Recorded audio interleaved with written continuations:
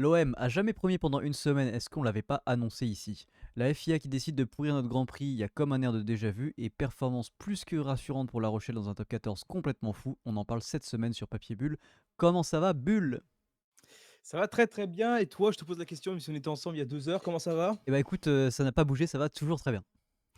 Voilà. Parfait, parfait. Écoute, on va pas perdre de temps du tout, on va attaquer tout de suite avec le top 14 jingle.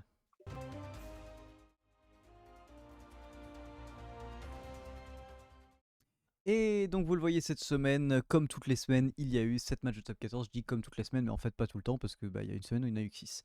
Mais enfin bon. Pour balayer rapidement les résultats, donc on va revenir sur le premier match, Lyon contre La Rochelle. Performance très rassurante, mais encore une fois, en fait, la performance elle est à l'image de tout ce que moi j'ai raconté ou tout ce qu'on a pu raconter tous les deux depuis le début de saison. C'est qu'à partir du moment où tout allait marcher ensemble, l'équipe de La Rochelle elle avait toutes les qualités pour faire des grands matchs et surtout pour écraser l'adversaire. Et c'est entièrement ce qui s'est passé. Alors, à savoir aussi que Lyon, moi je trouve, a été inexistant en fait, ils ont été existants parce qu'ils ont marqué 3 essais, mais globalement en défense, ils ont été inexistants. Et en deuxième mi-temps, ils ont été inexistants en plus offensivement. Donc rien à sauver sur leur deuxième mi-temps. Et donc La Rochelle qui fait le job, qui aurait pu marquer le bonus offensif, mais qui, voilà, pas d'image sur le dernier essai, donc pas d'image, pas d'essai, malheureusement. Mais une Normal. performance très rassurante. Et voilà, moi je disais que les critiques. J'étais pas du tout d'accord avec les critiques que j'avais sur le Stade Rochelet depuis le début de la saison. Moi je pensais que juste voilà, il fallait que tout se goupille bien, mais que c'était pas impossible du tout et qu'on avait les qualités, on avait l'agnac et qu'il y avait tous les joueurs sur le terrain et toute la volonté pour le faire. Et bah la preuve en est que cette semaine ça l'a fait. Et qu'au final, voilà, on se retrouve 7ème, mais qu'on est à 5 points de la première place. Donc il y a et on a un match de retard. Donc voilà, pour moi, comme je le disais, il n'y a aucune raison de s'arrêter et cette semaine l'a prouvé.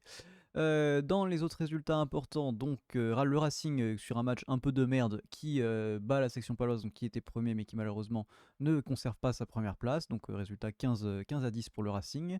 Clermont qui a décidé d'exploser Castres. Bon voilà, ça leur arrive une fois de temps en temps, c'est-à-dire que c'est soit on perd un match, soit on explose l'équipe adverse. Bon, Clermont, c'est comme La Rochelle et comme beaucoup d'équipes, vous le verrez dans ce top 14, c'est-à-dire que ça gagne, ça perd, ça gagne, ça perd. Il se passe des choses assez folles. Montauban très content. Voilà, c'était le match pour savoir qui n'allait pas rester à zéro défaite, enfin à zéro victoire, pardon. Et donc c'est Montauban, comme je crois que c'est ce qu'on avait dit la semaine dernière, de toute façon c'est ce qu'on voulait et c'est ce qu'on pensait qui allait arriver. Montauban qui prenait les points là où il y avait à les prendre et qui cette semaine a fait pareil, voilà, victoire 29-22, qui en plus sortent Perpignan du bonus défensif vers la fin du match il me semble. Et donc du coup voilà, Perpignan qui est toujours à 0 points et l'USM qui est à 7 points, donc voilà, qui confirme un peu sa place d'avant-dernier et qui se renforce justement par rapport à l'USAP qui est toujours bon dernier à 0 points. Le Stade Français qui étrille Montpellier. Montpellier, pareil, courant alternatif comme à peu près toutes les équipes de top 14. Et donc l'UBB qui a explosé l'Aviron Bayonnais. L'Aviron Bayonnais qui avait fait un fort début de saison et qui est un peu plus en dedans sur les 2-3 dernières semaines. Et voilà, et le Stade Toulousain qui se rattrape un peu de son match de la semaine dernière, de la défaite face à Pau, et donc qui nous sort un grand match 59-24 face à Toulon. Et donc pour le classement, on se retrouve donc avec le Stade Toulousain, le Stade Français et la section paloise toujours aux 3 premières places du top 14. Et donc voilà, comme vous voyez, le classement est assez serré parce qu'il n'y a que 7 points d'écart entre Lyon 12e et le Stade Toulousain 1er. Donc à top 14, voilà. Alors là, on l'a pas sur notre classement à nous, mais si vous allez voir les 5 derniers résultats de chaque équipe, on est globalement sur 3 victoires de défaite ou l'inverse, mais après pareil pour tout le monde. Donc un top 14 assez fou. Je sais pas si c'est que toutes les équipes sont fortes ou toutes les équipes sont pas régulières, mais voilà, il se passe plein de choses. Et toi, qu'as-tu à nous en dire un petit peu? Bah, ouais, non, par rapport à ça, justement, au fait que le classement soit assez serré, c'est l'habitude qu'on a à peu près tous les ans depuis, moult années maintenant. Mais c'est que, en réalité, sur les 14 équipes, on en a facile, ouais, une dizaine qui peut jouer le top 6 et du coup, c'est hyper serré tout le temps. On en a déjà parlé pendant dans plusieurs podcasts et il y a pas si longtemps que ça que, c'est pas parce que tu es, 10 à, 2 journées de la fin que tu seras forcément hors, du top 6 et hors playoff. Heu, donc hem Donc c'est pour ça que c'est un super championnat aussi, hein. C'est que la comment dire? L'adversité est rude, donc autant mieux, j'ai envie de dire, parce que ça fait des beaux matchs, du coup. Bah oui, c'est clair. Alors ça fait pas toujours des beaux matchs, mais parce que du coup j'ai l'impression que les équipes sont un peu du coup quand même sur courant alternatif, c'est-à-dire qu'il y a une intensité qui est folle à tellement tous les matchs que du coup forcément il y a des matchs où les équipes sont un peu en deçà. Mais je pense qu'on avait dit qu'on le ferait, on va peut-être faire une petite infographie avec tu sais, un graphique genre avec justement les mouvements des équipes dans le classement. Je pense qu'à la fin de la saison, il aura aucun sens le graphique. Il y aura vraiment des hauts, des bas pour toutes les équipes de partout. Enfin, ça va être. Je sens que la saison, elle va être vraiment folle. J'espère qu'il n'y aura pas une rupture à un moment et voilà, des équipes qui vont se dégager et qu'on va continuer à ne pas savoir qui va être en haut, qui va être en bas jusqu'au bout. Ce serait assez merveilleux.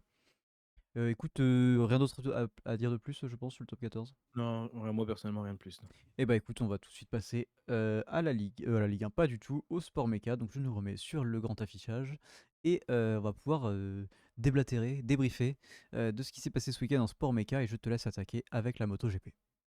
Voilà, exactement. MotoGP, ça va être bien plus rapide que la F1 qu'on va prendre juste après. MotoGP, ce week-end avait lieu le Grand Prix de Malaisie, donc tôt le matin pour nous. En France, les qualifications, ça a donné une pole pour Bagnaia, une deuxième place d'Alex Marquez et une troisième place de Morbidelli. Quartararo et Zarco font 4 et 9. C'est la première fois cette saison, n'importe quoi. C'est la première fois depuis plusieurs semaines que les deux Français se retrouvent tous les deux en Q2. C'est pas arrivé beaucoup de fois cette saison, mais ça fait plaisir quand même.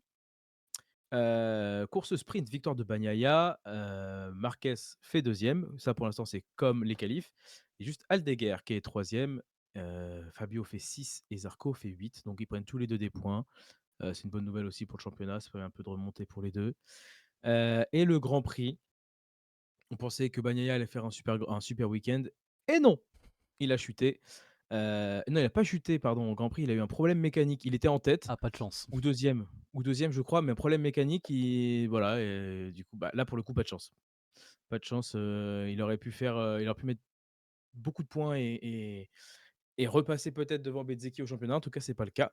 Donc, c'est Alex Marquez pardon, qui remporte le Grand Prix. Acosta deuxième et Joan Mir troisième. Fabio fait quand même cinquième, donc un bon Grand Prix, ça va. En partant quatrième, il fait cinquième. Et podium de Zarco Joan fait Mir, 12. quand même, ça c'est assez fou. Podium de Joan Mir, ouais. Il en a déjà fait un il y a 2 ou 3 Grands Ouais, Prix. ouais, je me souviens, ok. Donc, ouais, ouais, c'est pas mal. Zarco fait 12, il a perdu pas mal de place quand même. Et Bagnaia Aldeguer DNF, du coup, Bagnaia problème mécanique et Aldeguer une chute. Au championnat, la bataille qui nous intéresse, c'est la bataille pour la troisième place en réalité. Et Bezzecchi, du coup, reste devant Bagnaia. En raison de l'abandon notamment de Bagnaia en course principale. Sinon, je pense qu'il serait repassé devant. Donc voilà, rien de plus à dire Il nous reste combien là-dessus. de Grands Prix de moto? Grand Prix de moto, il doit en rester à peu près comme la F1, je dirais 4 ou 5, Ok, je pense. ok, très bien. Et bah oui, donc il nous reste évidemment plus que cette bataille-là, j'ai envie de dire. La bataille pour la troisième place, c'est la seule bataille intéressante au classement. On va passer tout de suite donc au Grand Prix de Formule 1. Donc cet week-end, c'était le Grand Prix de Mexico. Donc un week-end au format normal. Et donc, bon, on va crever l'abcès tout de suite. Norris, rien à dire pour le week-end, hein, enfin, si ce n'est que bah, on l'a pas vu parce qu'il était devant tout seul pendant toute la course et pendant les qualifs, il était au-dessus de tout le monde. La seule question à se poser, c'est. Alors, je crois avoir vu, il faudrait que je me renseigne, je voudrais pas dire de bêtises, donc je vais le dire avec des gros guillemets. Il me semble quand même qu'au final, il y a eu des pièces apportées sur la McLaren, peut-être pas ce week-end, mais justement le week-end dernier. Des pièces qui n'ont toujours pas été apportées sur la voiture de Piastri, apparemment. Peut-être, je dis ça avec des guillemets.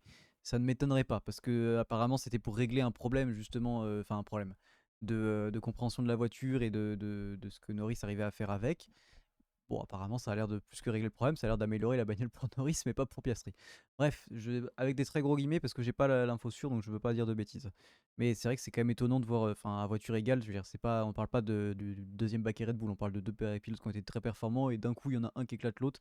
Bon, on va pas recommencer ce qu'on a dit la semaine dernière, mais il y a des choses dans le traitement d'un des pilotes qui me vont pas, mais bon, c'est pas grave. Et donc on avait donc qualif du Grand Prix comme je disais Norris loin devant, les Ferrari 2 et 3, quel week-end des Ferrari, enfin quel week-end. Bon, on va être content, on va se contenter de ce qu'on a parce qu'elles font 2 et 3. Effectivement, moi je voulais voir faire première, hein. Toi bon, tu vois on les a tous les deux, moi il y a ma Formule 1 qui est juste là et toi elle est juste derrière aussi. Donc voilà, hein, Ferrari, on va s'en contenter, mais effectivement on voudrait les voir premiers. Mais bon, 2 et 3 c'est quel week-end. Adjar qui nous fait une 9ème place, 8ème avec la pénalité de Carlos Sainz il me semble. C'est ça. Et donc en course, donc comme j'ai dit, Norris qui s'envole dès le début, pas du tout inquiété par personne en fait. Et donc résultat, on va dire Norris, Leclerc, Verstappen, Berman quatrième, énorme performance d'Oli Berman qui a été, c'est pas que un concours de circonstances, hein, il a vraiment tenu sa quatrième place pendant toute la course. Et Ocon 9ème, donc les deux pilotes As dans les points, ce qui est très bon pour leur bataille au championnat contre Sauber. Oui, Et donc, ce qui nous donne un classement pilote avec Norris qui passe premier pour 1 point, donc 357 points, juste devant Piastri, et Verstappen troisième à 321 points. Pardon. c'est ça. Et donc Verstappen Heu, qui se rapproche quand même, même si beaucoup moins ce week-end, mais qui se rapproche quand même voilà, des McLaren avec 36 points d'écart donc sur le premier, donc sur Norris. c'est ça et en réalité, la bonne opération pour moi, la meilleure opération du week-end, c'est pour Verstappen quand même, puisque Verstappen en soi se rapproche de la première place. Même si Norris la prend, Verstappen se rapproche. Il a pris 4 points à la première place, il avait 40 points de retard le week-end dernier, là il en a plus que 36. Mhm. Donc pour moi la meilleure opération c'est Verstappen, sachant qu'il aurait pu finir plus haut. On en parlera juste après. Effectivement, juste finir sur le classement constructeur. Là, la grosse opération est quand même peut-être, enfin, c'est pas peut-être, c'est sûr. Ferrari qui, du coup, avec donc, cette deuxième et septième, cinquième, je sais plus. Je ne Non, sais plus. bah non, parce que c'est 2-3, c'est C'est Verstappen, 4, 5 Piastri, donc ouais. sixième. Hamilton, sixième.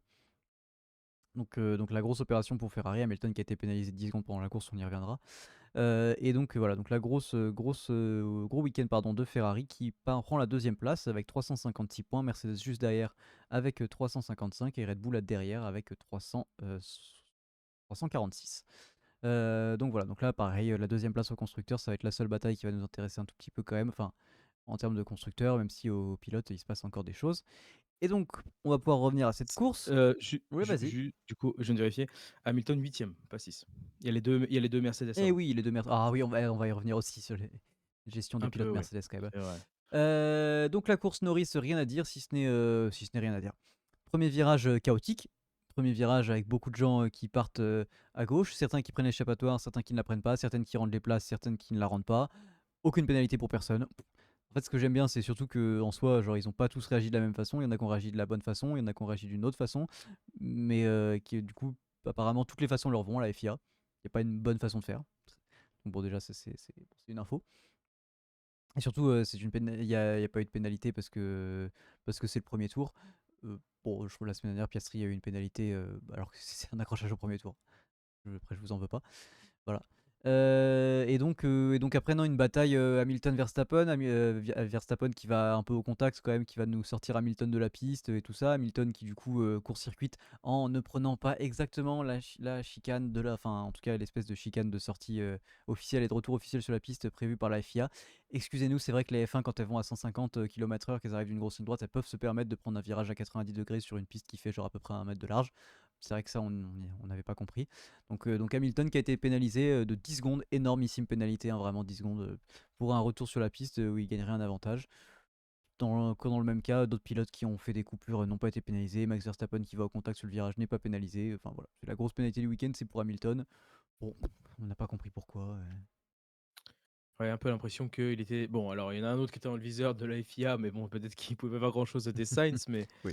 mais sinon, ouais, c'est vrai que sinon c'était vraiment Hamilton plus que tout le monde, en fait, parce que pénalité de 10 secondes pour ça, alors qu'effectivement, comme tu dis, il y a eu, des contacts, des petits accrochages, des virages coupés et cetera, qui ont pas été sanctionnés. Bon, c'est un peu pas étonnant venant de la FIA, on va dire en termes de choix, mais bon, pareil, on en parlait pendant le Grand Prix parce qu'on l'a vu ensemble, mais on disait pas normal que, les commissaires, aient fini d'investiguer sur des situations qui ont lieu, tour 10 par exemple, alors qu'ils ont pas commencé à investiguer, sur des situations tour 1 quoi. Oui, c'est ça.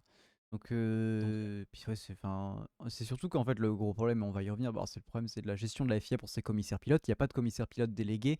En fait, il n'y a pas de commissaire pilote récurrent. C'est genre tous les week-ends, ça change. Donc, en fait, les mecs, ils ont pas la même philosophie, ce qui est déjà pas normal parce que, bah, en fait, il y a des règles à appliquer et j'en ai rien à foutre de la philosophie. Mais vu que l'application des règles est vachement liée quand même à la philosophie, à la façon dont ils amènent les dépassements, les sorties de piste, les contacts et tout ça, et vu que les pilotes ont, bah, on voit bien comment les pilotes conduisent tous différemment. En fait, si t'as pas de la régularité, si le mec qui juge la course, c'est toujours tous les week-ends un mec différent et que t'as pas un collège de mecs qui est toujours les mêmes personnes, un groupe de 3, 4 pilotes titulaires, enfin un commissaire qui serait toujours là, bah forcément on se retrouve avec des week-ends où on nous dit qu'il faut pas faire ça et le week-end d'après, d'autres pilotes sont sanctionnés d'une autre manière pour d'autres trucs qui n'étaient pas sanctionnés le week-end d'avant. Ça commence à devenir insupportable. Vraiment, d'avoir des choix. En fait, t'as vraiment l'impression qu'il y a des choix qui sont faits. Des fois, genre, oh, cette semaine, on va pénaliser comme ça. Ou, oh, cette semaine, c'est lui qu'on n'a pas envie. Enfin, c'est incroyable de faire ça, quoi. oui et c'est ça que j'ai toujours pas compris moi là, le pourquoi du comment, chaque week-end ça change ça, mais Bah oui, oui. Parce que je pense qu'ils C'est veulent c'est pas, je sais pas si enfin, en fait, le problème, c'est que quand il y avait que Michael Massey, enfin, qui était là souvent, bah, ça allait pas, ce que j'entends. Et beh, là, du coup, enfin, du coup, on est parti sur l'extrême opposé. Ils sont plusieurs, ou pas, et tous les week-ends ça change. Enfin, genre, en fait, mettez 3 à 4 mecs, une cellule de 3 à 4 mecs avec un titulaire si vous voulez, mais enfin, comme un arbitre au foot, quoi, genre un arbitre milieu et 2 arbitres et un arbitre vidéo. Et que les mecs, ils soient là tous les week-ends et qu'ils fassent ça tous les week-ends et qu'ils tournent s'ils veulent le central, les vidéos, tout ça, machin.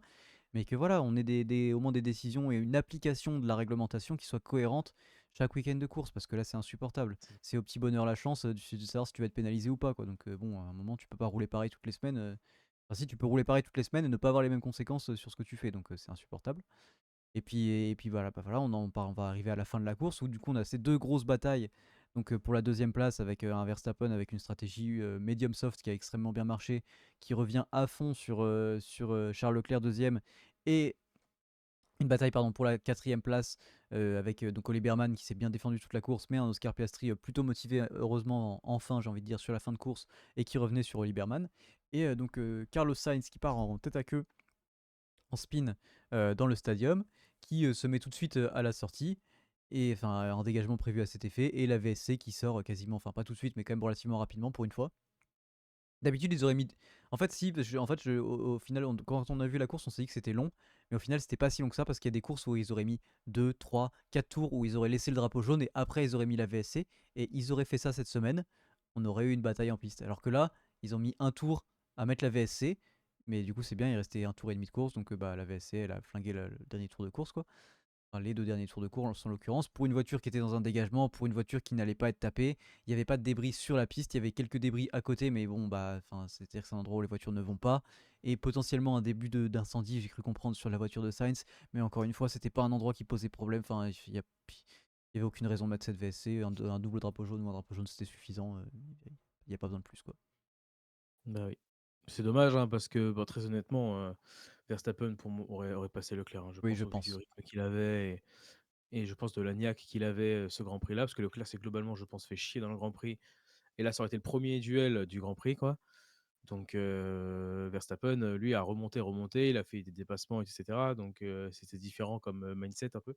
Je pense que Verstappen serait passé et bon après, que peut-on, Oui, et au-delà d'être passé, voilà, on nous a c'est privé chiant d'une mais bon, bataille, quoi. C'est surtout ça, parce qu'on sait que bien sûr. Enfin, Leclerc Verstappen, les deux, ça attaque et ça défend dur, ça aurait été sympa au moins, quoi. Là, on n'a rien eu, quoi. Eh bien, Bah, c'est eh ça. bien. Et un peu intéressant. À noter Du donc coup, voilà, Piastri, en fait, bah, pas que Piastri, mais beaucoup de difficultés à dépasser sur ce Grand Prix. Moi, je trouve vraiment que c'est un circuit, enfin, qui est intéressant sur certains angles, mais qui vraiment, en fait, pour son problème d'altitude, pour tout ça, genre, fait que tu peux pas dépasser même avec la ligne droite, genre, enfin, c'est un peu insupportable et les pneus chauffent, donc tu peux rien faire. On a vu Piastri qui a mis du temps à aller à dépasser les Mercedes, qui a réussi par y arriver, enfin, qui a fini par y arriver, pardon. Mais voilà, qui a galéré comme pas possible. Et donc du coup, transition, on va pouvoir parler de la gestion des pilotes chez Mercedes. Et on en a déjà parlé de la chouineuse George Russell. Putain, mec, t'as passé plus de temps à la radio qu'à conduire, sans déconner, quoi. J'ai plus de rythme, j'ai plus ouais. de rythme. T'as insulté ton ingénieur. Je suis désolé. Parce que moi, on va quand même y revenir, hein, parce que j'ai pas vu d'amende ou quoi que ce soit passé. Il y a une dizaine de courses, on nous faisait chier parce que les pilotes disaient des gros mots. La règle a été changée pour que si les pilotes disent des gros mots dans des conditions de stress, en mode oh putain, il a failli me rentrer dedans et tout ça, ok. Là, il n'y a aucune raison pour que George Russell insulte gratuitement, genre, et soit ultra vénère et plein d'insultes pour demander à passer parce qu'il a plus de rythme, tout ça, pour qu'après on voit qu'il a pas plus de rythme. Enfin, franchement, je l'ai trouvé insupportable, le George Russell. Ouais. Oui, non, mais complètement horrible. Il a clairement, je sais pas, il était en train de lire un bouquin, visiblement, où il a fait un discours. Mais c'est vrai qu'il a énormément parlé pendant, 3 ou 4 tours, c'est une dinguerie. Tous les tours, on avait, 1 à 2 fois par tour, des radios de Russell, qui apparaissaient et qui c'était long et c'est chiant d'un mec qui se plaint comme ça tout le temps. Hem, Parce qu'il veut passer, il a plus de rythme, soi-disant, hein, parce qu'au final, au final, la finalité de la chose, il a rendu la place à Antonelli. Bon, comme il avait dit, ça, il l'a bien fait, heureusement. Mais il a rendu la place à Antonelli en fin de Grand Prix quand, il pouvait plus revenir sur personne. Mais, mais c'est vrai que pour le je sais, c'est chiant de qu'un mec se concentre pas sur sa course et enfin, sûrement que si, mais je veux dire, il est autant concentré sur sa course que de parler à son ingénieur, je suis en mode: «Bon», puis parler comme ça à son ingénieur, je Oui, puis c'est-à-dire c'est pas en fait, que. c'est pas mon état d'esprit, donc déjà moi ça me Oui. dérange énormément, mais Et après bon. Non, puis c'est-à-dire que là, c'est pour se plaindre de son coéquipier. Sinon, les 3 quarts du temps, c'est pour regarder ce qui se passe derrière ou ce qui se passe devant pour voir s'il y a un mec qui met pas une roue sur l'herbe ou je sais pas quoi. Enfin, genre même sur des situations qui le concernent pas des fois. Enfin, si ça le concerne et ils le font tous. Mais lui, il le fait beaucoup plus que les autres. Ou en tout cas, on nous fait écouter beaucoup plus ses radios que les autres. Et vraiment, je l'ai trouvé arrogant et insupportable ce week-end. Genre vraiment, enfin. Tout ça pour nous dire pendant 10 tours qu'il allait aller plus vite, qu'il avait le pace, qu'il avait le pace. Ah, vous faites n'importe quoi, je suis plus intelligent que vous, j'ai le pace, laissez-moi passer. T'avais aucun pace, t'avais aucun rythme, mec, donc vraiment, c'est super de demander à passer, mais en fait, moi, je pense que la seule chose qu'il espérait, c'était que il passe, que Antonelli se fasse passer par Piastri et que du coup, il puisse dire, bah, je peux plus rendre la place parce que je vais pas perdre de place, quoi. Moi, je pense que c'était sa seule volonté. D'accord, c'est roublard, on aime quand les pilotes ils font ça et tout, mais vas-y, ta gueule, fais pas ta chialeuse, genre, c'est insupportable de le faire de cette manière-là. En tout cas, si tu le fais, si tu l'avais demandé une ou deux fois, que tu l'avais demandé de façon maligne, là, t'as insulté, t'as incendié ton ingénieur de piste. Et moi, je trouve ça honteux vraiment que t'aies fait ça. Ouais, c'est ça. Donc Et voilà. pour revenir, du coup, tu parlais de, signaler ceux qui sortent et cetera. On l'a vu ça, il y a une radio, un replay, je sais plus quoi, peut-être le tour 1 ou fin tour 1 ou tour 2, de Russell qui a dit, «Oh Leclerc, est sorti de la piste» et tout ça. Il y a eu ça. Et après on a eu le replay. Bon, Leclerc effectivement sorti de la piste, mais genre il dit ça, mais lui aussi il allait dans l'herbe et tout, hein, donc Mais oui, oui. bah, au final, Mais surtout, lui aussi va dans l'herbe, et surtout à ce moment-là, c'est rien, Leclerc quoi. est genre 3 ou 4 places devant lui. C'est juste qu'il l'a vu, mais ça le concerne même pas. Genre, il va pas lui rendre de place à lui ou je sais pas quoi. Enfin, genre, je suis en mode ta gueule, vraiment, concentre-toi sur ta course, quoi. Enfin, C'est ça. c'est assez insupportable. Bon, on va pas passer 8 ans et demi, voilà. Tu l'as dit tout à l'heure, Carlos Sainz, un problème de pit limiter, c'était un Ouais, je enfer. pense, hein. Ah bah un enfer, oui, qui a eu 10 secondes, puis dans 5 secondes, puis un drive-through, puis enfin bon bref, un enchaînement de pénalités catastrophiques. Mmh. Mais je crois qu'il finit pas dernier. Je crois que s'il avait pas s'il avait pas eu son accident, je crois qu'il finissait pas dernier, hein. Je crois que Non, les je crois deux pas. Alpines étaient quand même dernières. Oh Super, bah, super performance d'Alpine, hein. Vraiment, ouais, quelle quelle horreur, saison, hein. quelle voiture. Flavio Briatore, bravo pour ton travail. En tout cas, voilà, on espère que ça va continuer. T'es vraiment trop fort. Et il y a une bonne direction, en tout cas, prise chez Alpine. On adore. Bah écoute, Eh oui. je pense qu'on a fait le tour, on a fait le tour de ce petit point Formule 1. Écoute, on va commencer par le foot. Je te laisse faire le point Bodo en premier sur le football pour qu'après on puisse changer Ouais. d'habillage. C'est ça, point Bodo. Ce week-end a eu lieu un match de championnat pour Bodo, donc victoire 4-1 face à Molde. Classement au championnat, comme la semaine dernière, comme la semaine d'avant et je crois encore comme la semaine d'avant. Toujours deuxième à un point des Vikings avec un match en moins, donc en parallèle, les Vikings remportent des matchs. Donc voilà, faudra remporter le match en retard pour, repasser devant. Ça, je sais pas quand est-ce qu'il a été remis parce qu'il y a Ligue des champions, il y a tout ça, machin, enfin voilà. Il y a beaucoup de matchs. Voilà, et donc on va tout de suite passer, comme tu Heu, l'as dit, à la Ligue des Champions. Je le lance, voilà. jingle.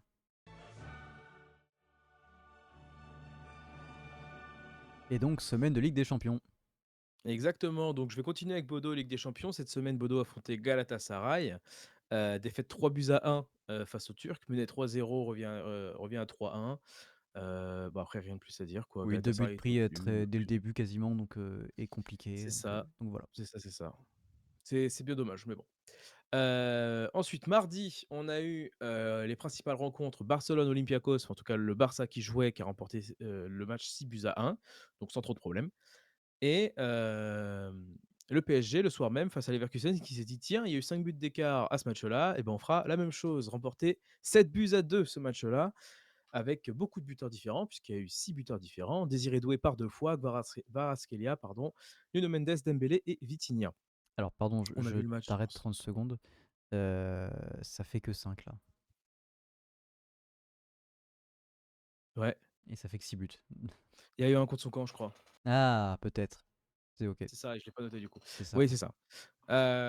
Donc c'est ça, donc 7-2.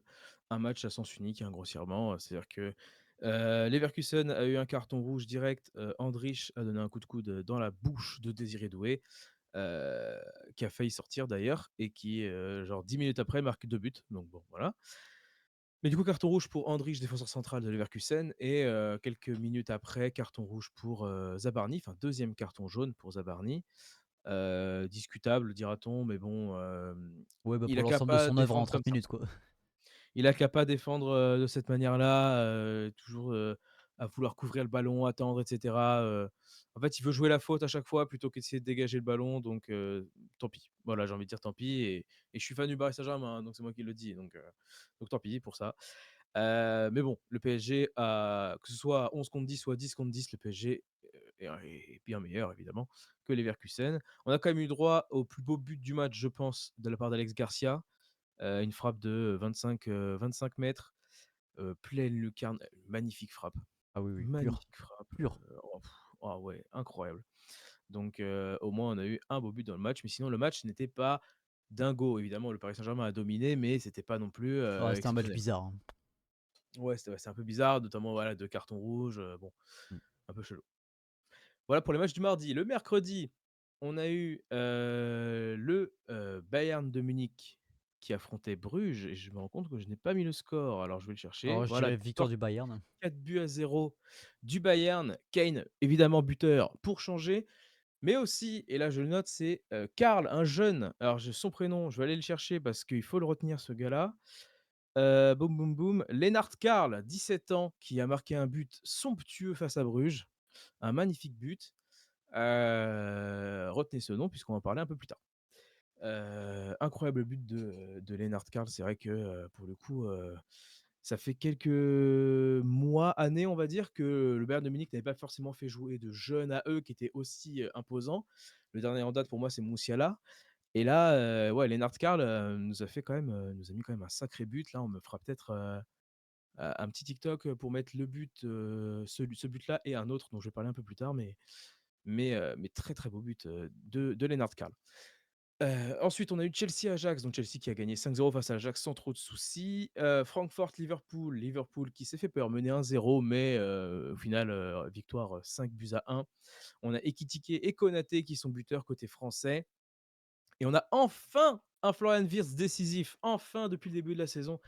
Ça fait plaisir de voir Florian Wirtz décisif puisqu'on connaît sa qualité, on sait de quoi il est capable, donc voilà. 2 passes D pour lui, pendant ce match. Monaco recevait Tottenham, et Monaco a fait match nul contre Tottenham. Décidément, Monaco fait des bonnes perfs, mais fait des matchs nuls. Donc en fait, c'est dommage. Ça aurait pu gagner. Je pense que ça aurait pu gagner. Et mercredi soir, Sporting Marseille, l'OM qui menait 1-0, but de Peixao à la mi-temps, et qui a eu un carton rouge, un 2e jaune pour Emerson. 2e jaune pour moi, voilà, cette faute est logique, cette faute mérite un carton jaune. Malheureusement pour Emerson, c'est son 2e jaune. Bah, du coup, forcément, ça fait rouge. Et le Sporting qui marque les 2 buts donc en seconde mi-temps. Victoire 2-1 du Sporting. C'est dommage pour Marseille parce que voilà, il y avait largement la place d'aller gagner ce match. C'est dommage d'être, Je je sais plus si c'est sur ce match-là ou c'est sur le match de championnat que, Pavard il a été, genre, j'allais dire transparent, match mais même pas championnat, transparent, mais qui est championnat, plutôt à effet négatif. OK. championnat. OK, OK. Ouais. Donc ça, après il a dû, concéder un penalty, je crois, ou, un CSC dans l'histoire, je sais plus, dans ce Ah, match-là, hein, oui, donc bonne semaine pour dans Pavard. le Sporting. C'est ouais, c'est vraiment, je pense, voilà, il y a peut-être pas pire comme semaine. Si, s'il avait été exclu, ça aurait été pire, mais voilà. Ça pour mardi, et mercredi, la Ligue des Champions, c'est terminé. On va passer à la Ligue Europa. On va rester dans la Coupe d'Europe, ça va aller beaucoup plus vite parce on va parler que des clubs français. En Ligue Europa, on a eu Lyon qui a reçu Bâle, victoire 2-0 de Lyon, qui continue sa lancée en Europe. Excellente lancée. But de Tolisso et de Morera. On va reparler de Morera plus tard. Excellent match de Tolisso d'ailleurs, pendant ce match. On arrive à un match où le scénario était presque écrit, je ne sais pas, mais bon, le Celta Vigo recevait Nice, et Défaite de Nice! Pardon. voilà, non mais une fois n'est pas coutume, Nice a perdu en Europe, mené 1-0. Ils sont revenus à un partout grâce à un but de Mohamed Ali Chaud, et malheureusement, voilà, le Celta Vigo a marqué par, Borja Iglesias à la toute fin du match, victoire 2-1 du Celta Vigo. Mais en ayant vu, la deuxième mi-temps du match, Nice n'était pas dans une optique d'aller marquer, c'était une attaque-défense pendant presque 45 minutes, jusqu'à ce qu'ils prennent le but, on va dire. Après ils ont poussé quoi, mais voilà, mais le Celta Vigo a poussé, poussé, poussé, et ça a payé pour eux. On va passer au match de la semaine pour moi, pour un club français en coupe d'Europe là. C'est Lille qui recevait le PAOK Salonique. Score final 3-4, donc victoire du PAOK Salonique avec un match de fou furieux. Je vous fais un petit déroulé quand même rapide. À la mi-temps, il y avait 3-0 pour le PAOK Salonique, donc on se disait: «Ça va être compliqué, grosse branlée». Mais connaissant un peu Lille, on se disait que ça pouvait se faire, parce que, ils ont de très, très bons joueurs. Lille revient à 3-2 grâce à un but de Benjamin André et de Igaman, leur attaquant, très bon attaquant. Penalty pour le PAOK, manqué, arrêté par, le gardien une fois de plus, qui, sur penalty décidément, fait des siennes. Donc le 4-2 loupé, on va dire, loupé par le PAOK, mais marqué, 3 buts après, ils ont marqué un but au final, donc bon, bah, Mmh. c'est pas d'intérêt du coup, presque. 4-2, donc on est de retour à 2 buts d'écart alors que Lille avait poussé pour aller revenir à un but. Lille va réussir à revenir à un but, à quelques minutes de la fin grâce à un doublé d'Igaman. Et là, on arrive en fin de match, temps additionnel et on a un but de Benjamin André. Heu, Explosion, le banc de Lille, tout ça, tout le monde célèbre un peu. Mais hors-jeu, ou faute, hors-jeu, je crois. Je crois hors-jeu. Donc bah, c'est bien triste pour Lille qui était revenu à 4 buts partout et au final refusé. Donc score final 4-3 pour le PAOK Salonique. Très mauvais résultat pour Lille. Le match n'est pas mauvais lui par contre, mais jamais Lille doit, perdre contre le PAOK Salonique et encore moins en prendre 4. Encore moins en prendre 4. Alors, pour Donc revenir quand même sur ce match-là, parce qu'il me semble là, tu m'arrêtes si je dis une bêtise, hein, c'est le deuxième but du PAOK, je crois, ou je pense que c'est le deuxième. Je pense que c'est le 2-0. Quand même revenir sur un penalty non sifflé pour Lille, mais ah oui. d'une folie. Enfin, alors autant voilà, c'est ces dernières semaines, coucou TikTok, hein, mais ces dernières semaines on a parlé d'arbitrage dans plein de sports, autant là pour le coup, s'il vous plaît dans les commentaires, soyez d'accord avec nous, sinon je ne vous comprends pas. Comment l'arbitre peut ne pas siffler penalty, je ne sais plus sur qui il fait faute, hein. Et évidemment que le joueur de Lille essaye de jouer la faute aussi, mais enfin il y a plein d'autres il y a plein d'autres joueurs, pardon, il y a plein d'autres ligues où des joueurs jouent la faute et où elle est sifflée. Là il joue un petit peu la faute, mais la faute elle y est. Elle y est fondamentalement. Le mec ne défend qu'avec sa main. Le mec n'est à 1 mètre du ballon et n'arrête l'attaquant qu'avec sa main en tirant le joueur. Dans quel monde l'arbitre ne siffle pas faute? Déjà, en quel monde l'arbitre ne voit pas la faute sur le terrain? C'est la VAR qui est obligée de l'appeler. Et dans quel monde, après avoir vu tous les angles sur la VAR, l'arbitre se dit non, non, il n'y a pas faute, il n'y a rien. Donc, et surtout que du coup, le PAOK marque genre juste après parce que les joueurs de Lille sont. Alors, ça, c'est leur faute, déconcentrés dans un état hébété, genre parce qu'ils sont en mode bah, qu'est-ce qui vient de se passer, genre c'est lunaire. Et du coup, ils prennent le but juste derrière. Mais vraiment, c'était enfin, cette décision est catastrophique quoi. Oui. Oui, oui, complètement, oui, c'est Fernandez Pardo, hein, qui, du coup, a subi cette faute, parce que j'ai pas peur de le dire, c'est une faute. Il a subi cette faute-là, il a fait un super rush sur son côté et effectivement, voilà, le défenseur du PAOK Salonique, a littéralement tiré le maillot, la manche, donc voilà, la man il était comme ça. Il était Oui. vraiment je rigole pas, c'était vraiment comme ça, c'est le ralenti. Si vous l'avez pas vu, allez le voir. Hem, c'est inconcevable qu'un arbitre ne siffle pas cette faute. Encore sur le terrain, pour moi, le seul moyen de ne pas siffler faute, c'est s'il est dans le mauvais angle et que, par exemple, il est aligné, les 2 joueurs sont alignés et qu'il voit pas. Peut-être, et éventuellement, pourquoi pas. Et encore, hein, c'est qu'il y a personne Quand à côté d'eux, ils sont vraiment tout seuls sur leur action, il a que ça à regarder quoi. Oui, mais quand il est Oui, oui, non mais appelé bien sûr. par la VAR, normalement, là, tu as tous les angles. C'est évident, tout le monde le disait. Nous, on a regardé le match, on était 3 à regarder le match, on était 3 à être d'accord. Ça, c'est un premier point. Ensuite, genre, les commentateurs littéralement disaient ça, ils disaient: «Non mais là, il y a pénalty, enfin genre c'est évident, il y a» en fait, c'est-à-dire, c'est pas comme si Fernandez Pardo jouait aussi avec son bras pour le pousser. Non Fernandez mais Pardo ne le touche pas. oui, oui. C'est lui qui tire son maillot, qui tire le haut de Et sa non, puis manche. il tire son maillot en le faisant tomber, c'est vraiment une tirade de «je vais te mettre par Oui, terre», c'est c'est ça, ça, c'est oui, pas bien juste «je sûr. te tiens» quoi. Ouais, ouais, c'est ça. Donc ouais, bah, là, c'est complètement, incompréhensible. Voilà, c'est-à-dire que, normalement, effectivement, il aurait dû y avoir penalty. Il y a pas eu, contre-attaque, quoi que ce soit, bref, je sais plus si c'est une contre-attaque, Oui, je un crois que c'est ça, dégagement, ou voilà, il y a un peu voilà. Et au final, but du PAOK, ce qui fait que, bah, au lieu d'avoir un partout ou non, Non, non, je je crois que crois c'est qu'il y ça, avait non, je crois déjà que c'est ça. il y avait 2-0. Je Ah crois bon? qu'il y avait 2-0 à ce moment-là et donc c'est un énorme gap. C'est-à-dire qu'au lieu de revenir à un but et ben, en fait, ils sont à 3 buts. Voilà. Donc voilà, c'est ça. Au lieu d'avoir 2-1 et de revenir et du coup d'être dans le bon sens et d'être dans le momentum et au final, il y a 3-0 et Et tu puis c'est prends un un coup vrai sur coup la sur la sur tête, ouais, la c'est sur ça, la quoi. carafe, quoi. Bah, Donc bien voilà. sûr. Donc voilà, bon bah Voilà, écoute, vraiment, honteux, honteux ce penalty non sifflé, vraiment honteux. Bon, je te laisse exactement. continuer. Et en parallèle donc de ce match-là et du match de Nice, on avait le match de Strasbourg en Conference League qui affrontait Jagiellona.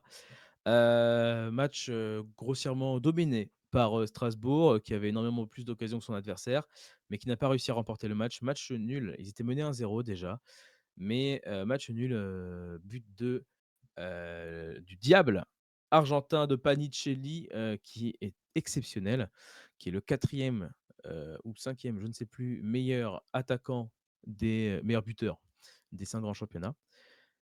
Il nous met une retournée dans ce Very, match-là, juste. very. Exceptionnel but de Panicelli, qui le week-end d'avant avait marqué déjà un doublé face au Paris Saint-Germain et ce week-end, on va y arriver, c'est bientôt la Ligue 1, Oh mais là, ce écoute, week-end a je te encore propose même encore été décisif. que ça soit tout de suite avec ce jingle Ligue 1. Et tout de suite la Ligue 1, on enchaîne avec le foot, on continue. Exactement, donc Ligue 1, on va passer, rapidement sur les matchs du week-end.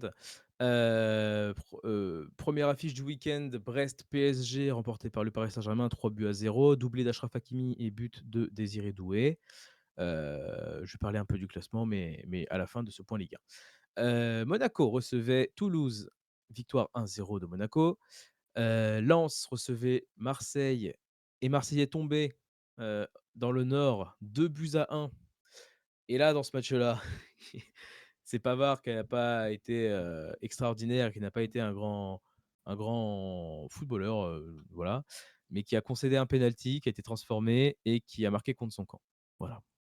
Énorme Donc match. Pavard qui est, à l'origine et à la finition finalement, des 2 buts, concédés par l'OM.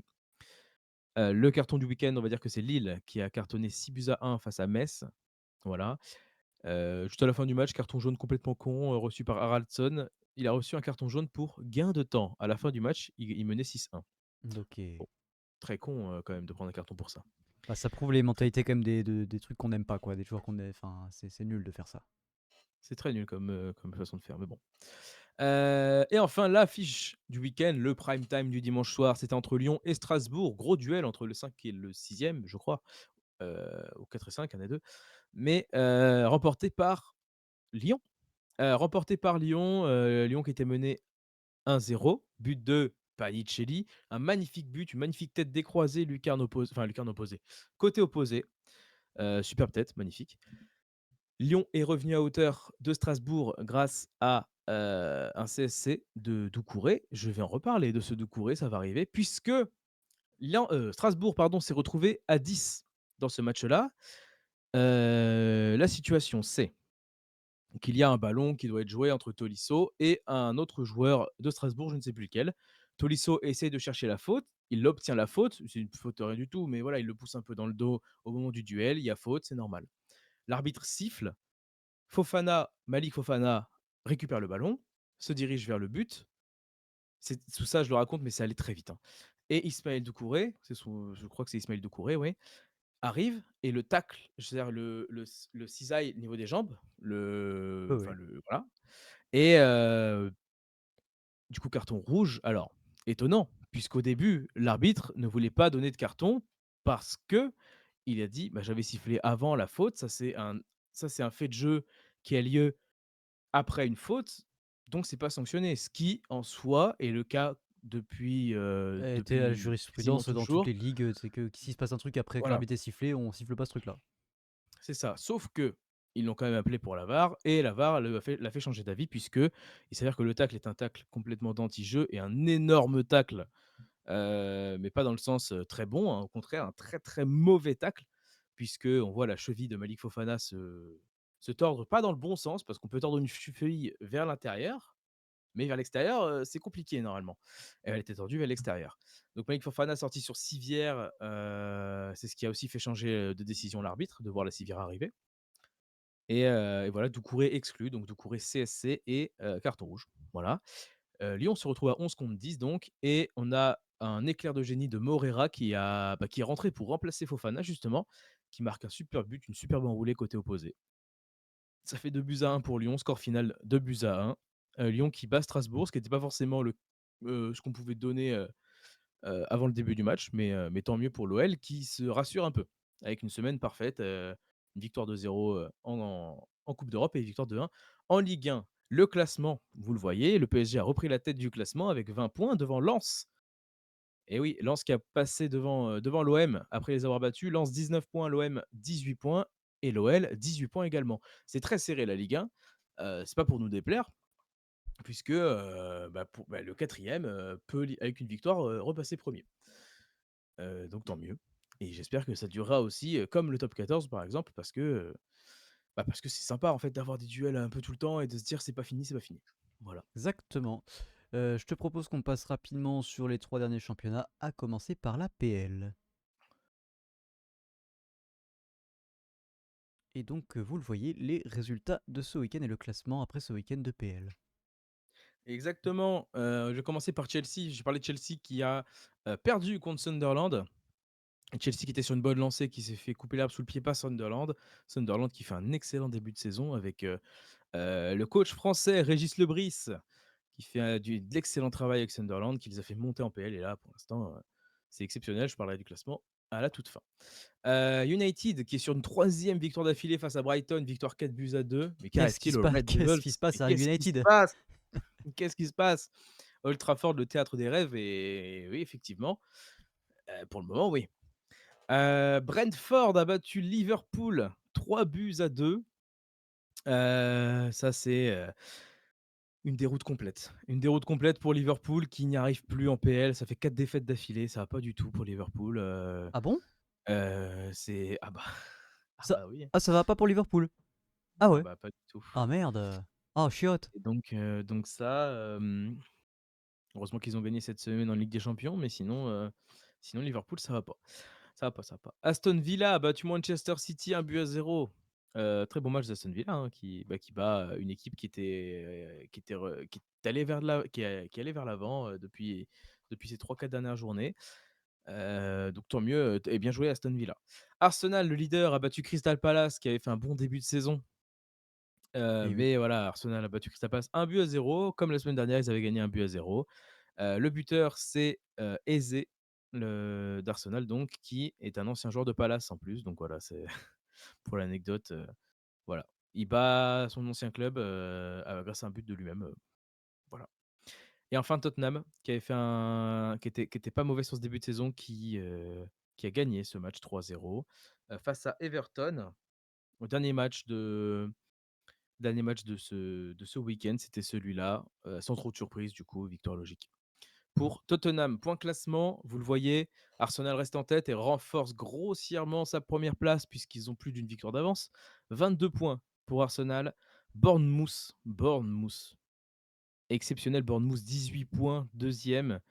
Et on a une égalité en points, je veux dire, à la troisième et quatrième place entre Tottenham et Sunderland, du coup, qui se retrouvent 4e, avec 17 points. On a quand même dans les 3 premières places, 3 clubs qui n'ont pas l'habitude de se retrouver à ces endroits-là, Ah beh, c'est ça notamment quand cette dernière saison ah pour beh, Tottenham, je veux dire. quand tu regardes le top 4, alors au-delà de Tottenham qui, peut être une grande équipe, vraiment le top 4 avec Bournemouth et Sunderland, celui-là vraiment, faut le faire quand même. Il est pas mal. Ouais, Bournemouth, c'est et puis c'est ça qui est plaisant, c'est que voilà, c'est comme l'année dernière, il y avait Nottingham Forest, des équipes comme ça où ça se bat un peu, c'est cool de battre comme ça. À l'image de Brest aussi, il y a 2 ans en Ligue 1 qui avait fini dans le top 4 aussi, ou top 3 justement Mmh. pour se qualifier en Ligue des Champions. Enfin là, c'est trop cool de voir des clubs comme Bournemouth, Sunderland dans le top 4, sachant que hors du top 4, on a des clubs comme Liverpool, City, United, Chelsea, Chelsea également, Aston Villa qui peut taper plus haut.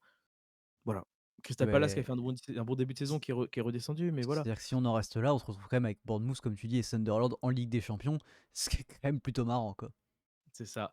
Mais qu'est-ce que j'aimerais que Sunderland soit en Ligue des Champions pour, notamment pour le taf de Régis Lebris, hein, justement, Exactement. je le disais, De Brice le Régis, mais voilà. exactement. Et non, Et oui. La Bundesliga, je vais nous remettre sur voilà, l'écran normal. Vous avez vu ce magnifique nouveau décor, au passage. Mais donc voilà, je te laisse faire le petit exactement. point Bundes et Ouais. Liga. C'est très drôle.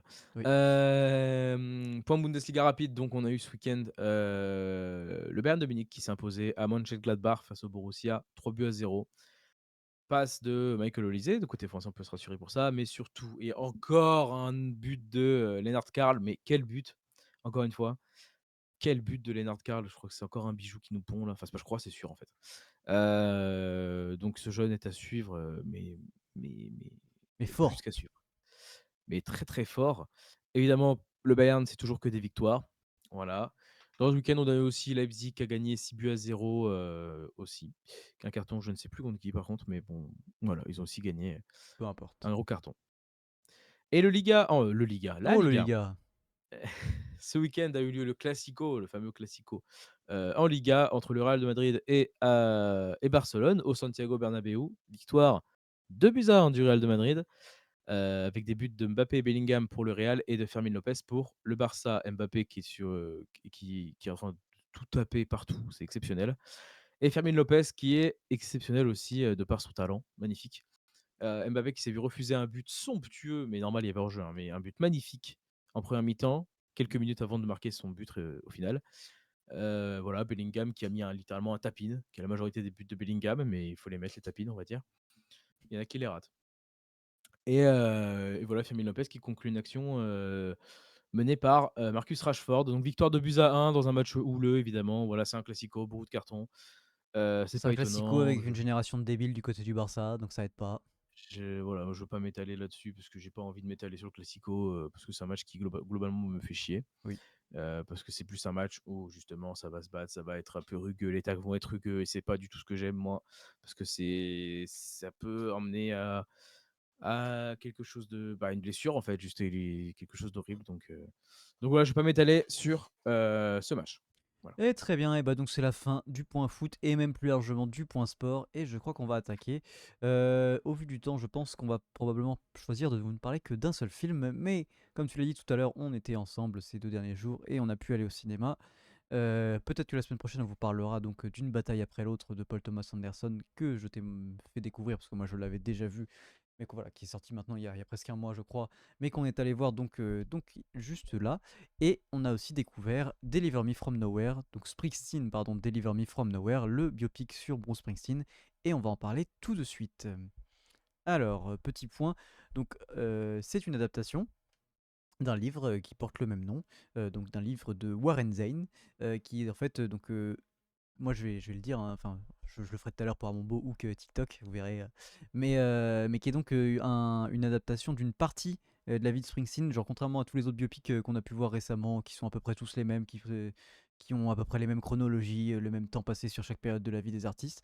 Là, c'est vraiment sur une période très très très très courte, et c'est pas vraiment un biopic, c'est plus effectivement comme le livre s'appelle, c'est Ouais. Making of Brooks Springsteen Nebraska, qui parle en fait de la création d'un album, de l'état d'esprit de Springsteen et de voilà un peu de son enfance quand même à travers quelques flashbacks, mais quand même globalement d'une très courte partie de sa vie. Et c'était exceptionnel, c'était un biopic absolument exceptionnel. Quel était ton avis là-dessus? Et beh, exactement, on l'a découvert pour le coup là tous les 2 en même temps. On allait le voir, tu l'avais pas vu et non, c'est vrai qu'on est sortis de la séance et on avait remarqué que tous les 2, hein, mais que Jeremy Allen White était exceptionnel, en tout cas dans son rôle de Springsteen. J'adore, il a des mimiques, les mêmes que Springsteen pouvait avoir, parce que, on n'a pas vu de concert de Springsteen, peut-être toi, mais moi j'ai jamais vu de concert ou quoi que ce soit de Springsteen, même Mm. d'interview pas trop. Mais je veux dire, voilà, on peut retrouver des mimiques dans les premières minutes du film, les mêmes qu'il y avait dans le documentaire sur, We Are the World justement. Exactement, ouais. Heu où on peut le voir quand il chante, un peu tourner la tête, forcer un Tu peu sur comme sa ça, mâchoire, tu sens qu'il a la mâchoire tendue, enfin et tout, c'est vraiment. donc voilà, les mêmes mimiques, il a réussi à reproduire un peu ça et c'est un film où globalement alors ouais, il y a de la musique, c'est assez cool, mais il se passe pas grand chose et pourtant le film est beau. Ah, le film, bah oui, il se Donc passe pas grand-chose, mais j'aurais pu le regarder ne rien faire pendant 4 heures, hein, c'est ce qu'on s'est dit, hein. c'est ça. Ouais, c'est ce que tu m'as dit effectivement, ouais. Donc heu, donc ouais, grosse perf, de Jeremy Allen White, et surtout moi, je trouve grosse perf de Jeremy Strong, qui On voit joue, pas beaucoup, mais je John trouve très Lando. juste. Très, très Et juste, qui joue, voilà, qui joue son manager. Voilà, un manager, il y aura du spoil donc comme d'habitude, hein, mais voilà, un manager, qui fait tout pour son artiste, Voilà, il essaye de au début, on remarque qu'il essaye de satisfaire les 2 camps, un peu son artiste, mais aussi un peu ceux qui veulent qu'il fasse des trucs qu'il a pas trop envie de faire et au final, il se range toujours du côté de Springsteen, toujours du côté de son artiste, toujours, toujours, toujours Et toujours dans le et sens voilà, c'est là qu'on de voit la musicalité, tu vois? Genre il se bien dit: «OK, sûr, c'est mon artiste, c'est lui qui comprend ce qu'il veut faire et qui sait ce qu'il est capable de faire ou le qu'est-ce qui peut sortir d'un point de vue musical» et bah, si c'est lui qui sait ou si c'est lui qui dit, bah, c'est lui qui doit faire et puis c'est tout et moi je dois lui donner les capacités ou je dois lui permettre de faire facilement ce qu'il a envie de faire. c'est ça, parce qu'effectivement, voilà, Jon Landau s'y connaît certainement en musique évidemment, un manager d'artiste musical, Oui, oui, on le voit en studio avec lui, enfin voilà, mais c'est pas une perche. voilà, mais c'est pas l'artiste. C'est pas l'artiste, c'est pas lui qui sait ce qu'il veut exprimer, voilà, et cetera et là, il a clairement, voilà, il lui fait confiance et cetera donc et je trouve ça trop intéressant que ce soit pas effectivement un biopic sur, sa vie Mmh. entière, que ce soit un biopic sur un album de Springsteen, en particulier et qui est hyper différent, du reste de ses albums, quoi. Mais qui est un album, le peut-être enfin, qui est son album le plus personnel, quoi. C'est assez intéressant de voir ça, ouais, un très bon film à voir. Exactement et donc du coup, je vais me permettre, voilà, de faire ma petite phrase pour le hook TikTok. Bonjour TikTok, hein, enfin je vous dis bonjour mais vous le verrez pas parce que c'est bien avant. Mais je pense que, je vais le refaire. Mais pas trop de E, comprenez, il faut que ce soit un peu plus fluide.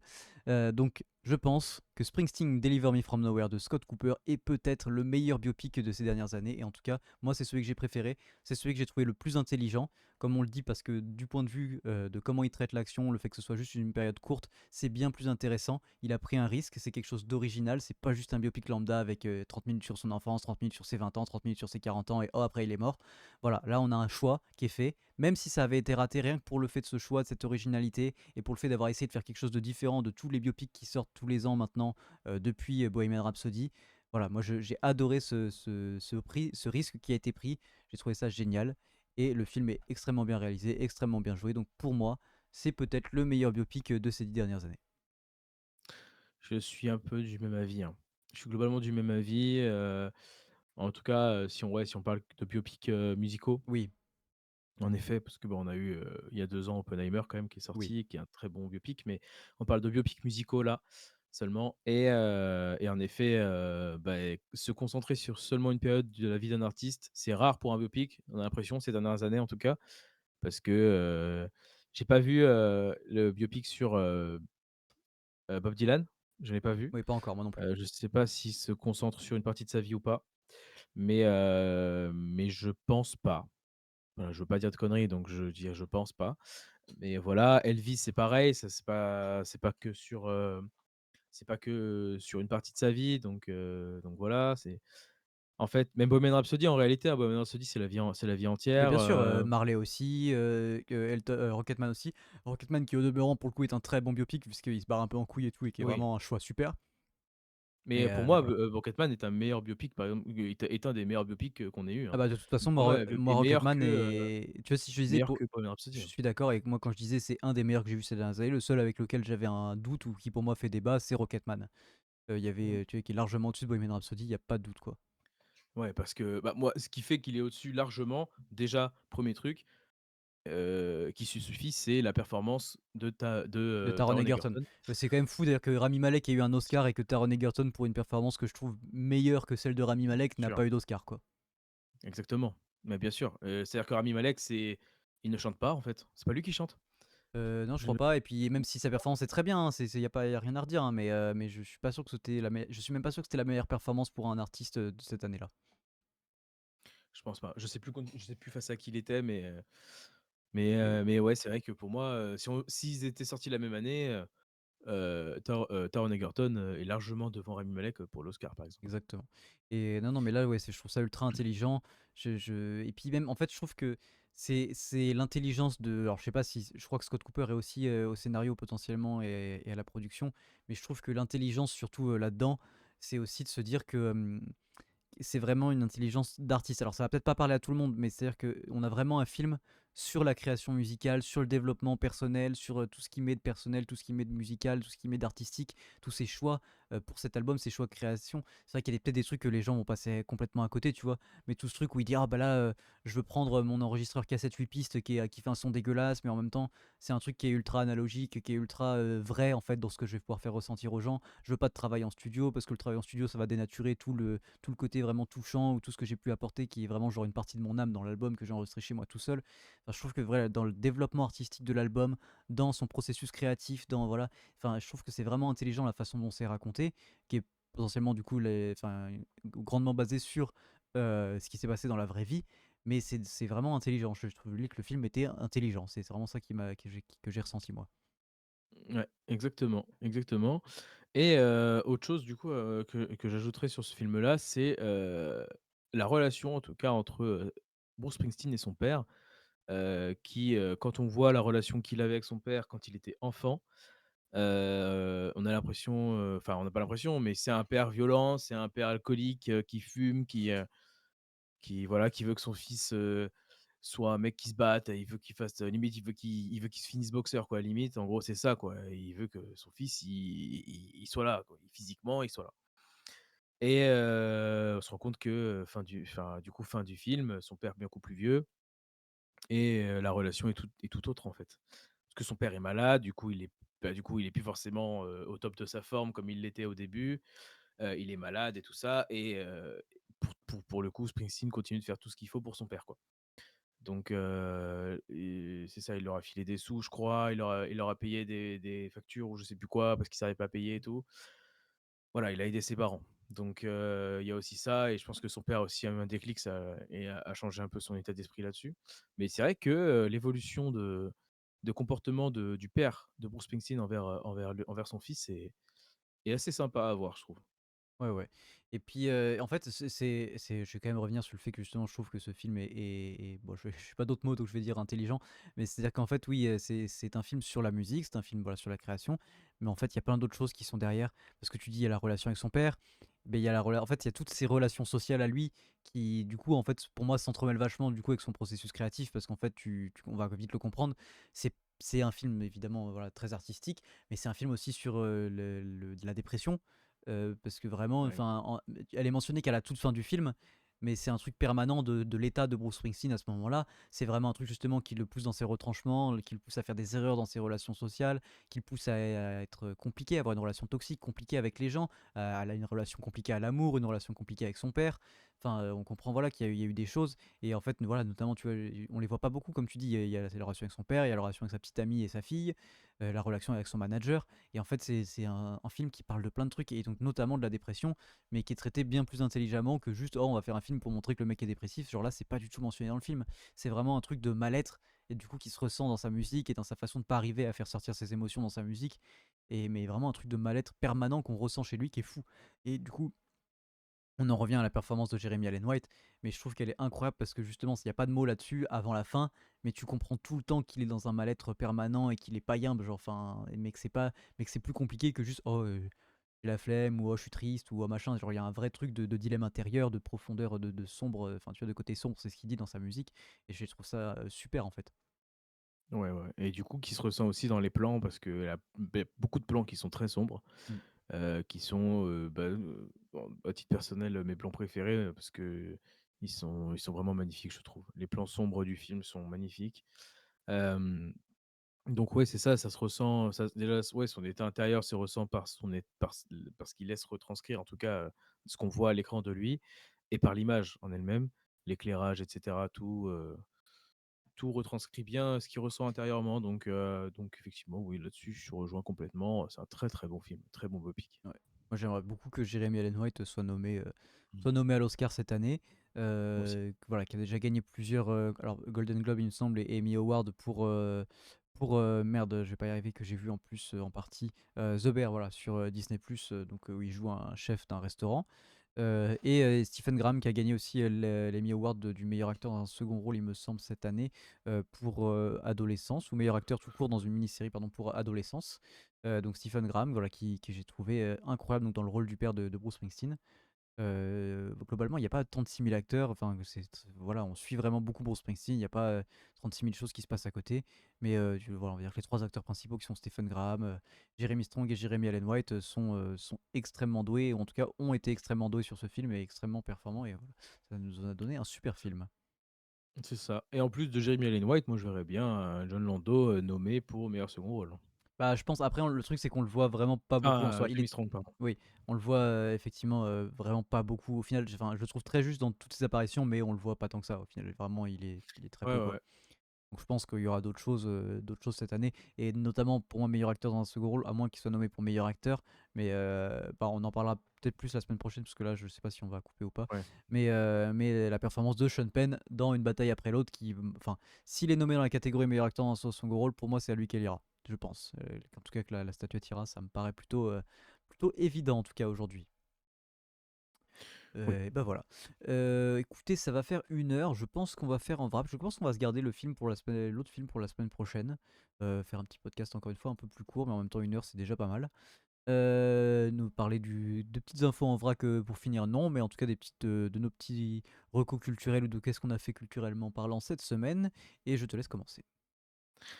C'est exact, donc du coup, en termes de films, moi, de mon côté, j'en ai vu 3 cette semaine. En fait, on a vu les mêmes, heu, enfin, Exactement, tu as ouais. peut-être vu plus toi, mais voilà. Mais du coup, voilà, effectivement, au cinéma, Springsteen, Deliver Me From Nowhere, on vient de parler et le film dont on parlera la semaine prochaine, Une bataille après l'autre, également au cinéma et à la télé, Popstar, donc en DVD, Popstar Célèbre à tout prix en français ou Popstar Never Stop, Never Stopping, en, version originale. Voilà, un film de Lonely Island, ce fameux, Trio dont trio on a de déjà parlé. dont on a déjà parlé, moult fois. Peut-être qu'on se permettra d'en C parler, plus, une fois, je me dis, parce que donc là, il y a celui-là, il y a Naked Gun, donc qui est réalisé par Akiva Scheffer aussi, qui est sorti donc cet été, dont on avait parlé. Et moi j'ai vu, l'autre qui doivent être les 3 seuls films qu'ils ont fait, qui est Hot Rod, sorti en 2007, et que je te montrerai, aussi une fois, mais que voilà, pas connu en France, ce trio, mais moi que je trouve, absolument tordant. Et donc j'espère qu'on pourra en reparler, et donc on pourra peut-être reparler de Popstar, mais c'est notamment, vous le verrez peut-être, passer sur Papier Bulle, je pense, l'année prochaine. Je ne vais rien dire de plus. voilà, c'est ça. Voilà, moi, pour film, série, rien de plus. En termes de musique, évidemment, je suis toujours sous le coup du documentaire, sur Billy Joel dont on a parlé, le podcast dernier, Oui, la celui semaine d'avant dernière. peut-être, Non, non, la semaine dernière, je crois. la semaine dernière. Du coup, j'écoute que ça. J'écoute que ça Et, et je kiffe. et bah écoutez, on va pas faire beaucoup différent, parce que les films, c'est la même chose. Moi, je continue Superstore, j'avance bien dans la série, j'aurai bientôt fini, je pense. Et évidemment, en termes de musique, beaucoup de Billy Joel, sachant que moi, du coup, la semaine dernière, j'avais vu que le premier épisode du documentaire. Là, j'ai pu voir les 2 épisodes. Bah, notamment, enfin, c'est pas mal intéressant, mais tu vois, je parlais d'Elvis tout à l'heure. Et donc, pour revenir au personnage de Jeremy Strong rapidement, quand même, et de John Lando, justement cette différence de manager, parce que là, du coup, on a vraiment un documentaire, et sur la façon dont Billy Joel a été managé, enfin, et des managers qui potentiellement des fois essayent de lui pousser à faire des choses qu'il a pas envie, qui comprennent pas du tout l'artiste, avec lequel il travaille, alors que pour moi c'est le but du manager, c'est que si tu comprends pas l'artiste avec qui tu travailles, bah tu peux pas le manager. Et donc là voilà, du coup on disait Elvis tout à l'heure, avec Tom Hanks qui jouait le manager toxique d'Elvis, voilà. Là pour moi on a dans John Lendo, ce qu'un manager d'artiste musical doit être, c'est-à-dire avant tout un mec qui comprend son artiste. C'est Euh, ça. voilà. Donc pas grand chose de nouveau, on l'a dit, Billy Joel, Popstar, Bruce Springsteen, Deliver Me From Nowhere, pardon, et Une bataille après l'autre de Paul Thomas Anderson. Rien de grand nouveau. J'ai commencé, il faut que je finisse The Lighthouse, j'ai perdu son nom. Même réalisateur que Nosferatu. Oh merde. Ouais, je sais plus. Oh là là, c'est terrible. C'est terrible. Robert Eggers, il me semble. Voilà. Ça doit être ça. Oui. Mais qu'il faut que je finisse avec donc Willem Dafoe et Edouard Cullen. Robert Pattinson. Robert Pattinson, voilà, exactement. Mais ça, on en parlera peut-être un petit peu plus tard. Et bah écoute, ça va être tout pour nous. Je vous dis à la semaine prochaine, et à bientôt sur le TikTok et sur les réseaux sociaux de Papier Bulle. Effectivement, merci à tous, d'avoir, suivi ce podcast, de l'avoir écouté, de l'avoir regardé. On se retrouve la semaine prochaine pour un nouveau podcast, toujours sur les réseaux comme, Papy l'a dit, sur TikTok, sur Insta. N'hésitez pas. On vous fait des bisous, on vous dit à la semaine prochaine. C'était Papier, c'était Bulle. Ciao. Ciao.